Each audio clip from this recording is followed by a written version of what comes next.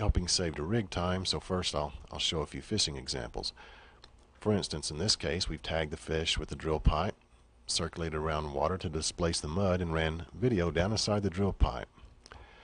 The operator was now able to see that the tubing fish was deformed and skewed against the high side of the wellbore, and this allowed the fish to be immediately retrieved with a fishing tool selected based on the video. Here we see a few perforations and another tubing fish. This is supposedly a chemical cut, but I have my doubts.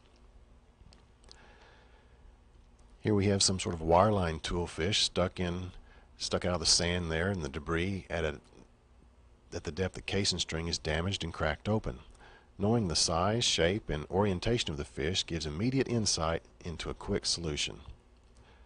Here we have the top of a large downhole cavern, and down in the cavern we find drill pipe which had been inadvertently dropped into it.